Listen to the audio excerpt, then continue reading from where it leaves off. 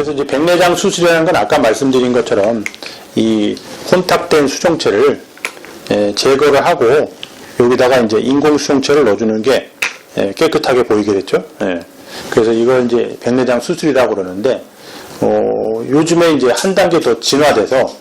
이 백내장 수술 자체를 할 때 이 수정체를 인공 수정체라는데 옛날에는 그 단초점 렌즈라는 걸 갖다가 눈에다가 이렇게 삽입해주면서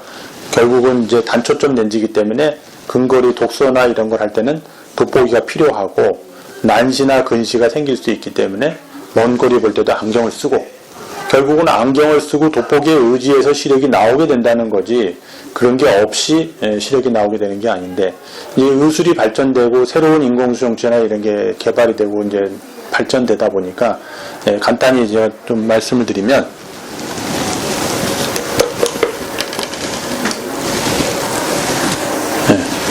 이런 식의 렌즈가 있다고 하는데 대표적인 두 가지 종류의 렌즈라고 말씀드리는데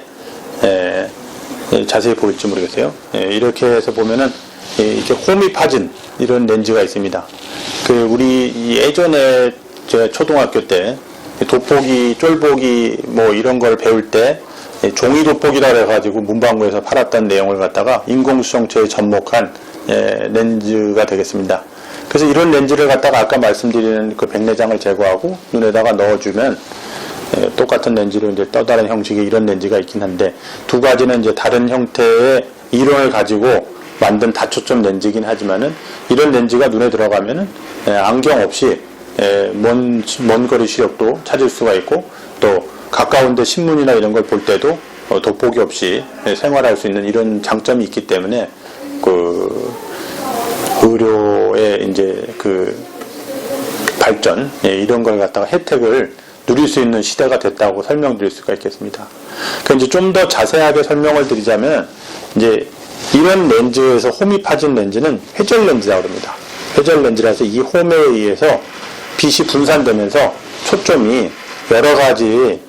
초점이 망막에 맺히게 됨으로써 먼 거리, 가까운 거리를 볼 수 있게 되는 렌즈가 되겠고 또 다른 형식의 인공수정체 이것도 물론 다초점 렌즈이긴 하지만은 모델에서 좀 큽니다. 눈에는 이렇게 큰 게 들어가는 게 아닌데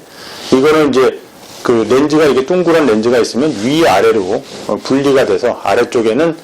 신문을 볼 수 있는 돋보기 역할을 하는 렌즈가 들어가고 위에는 멀리를 볼 수 있는 초점이 가진 렌즈를 나와서 이렇게 양분된 렌즈입니다. 그래서 이런 렌즈를 넣을 수도 있고 아까 말씀드린 것처럼 홈이 파진 렌즈를 넣을 수도 있고 그런 두 가지 종류의 대표적인 렌즈를 갖다가 근데 이거는 이제 굴절성 다초점 렌즈고 저건 회절성 다초점 렌즈라고 합니다. 물론 렌즈는 이렇게 종류가 여러 가지가 있지만은 그 사람의 직업이나 생활 패턴 그리고 원하는 바에 따라서 장단점이 있기 때문에 전문의하고 상의를 해서 그 내용을 좀 결정해서 수술을 하는 게 좋은데 가장 중요한 것은 그 수술 시기를 놓치지 말고 택해서 수술을 해야 된다. 이 내용이 좀 중요할 것 같습니다. 이제 다초점 렌즈를 넣으시는 분들은 이제 보통 환자분들이 한참 활동할 나이에 백내장이 와서 시력의 질이 떨어지면서 자기가 사회활동하는데 지장이 있거나 삶의 질이 떨어지는 경우에 고민이 되고 그런 경우가 있습니다. 그래서 젊은 나이에 수술을 받아서 아직 나이도 젊고 그런데 어디 가서 뭐 활동할 때 돋보기 꺼내서 이렇게 보고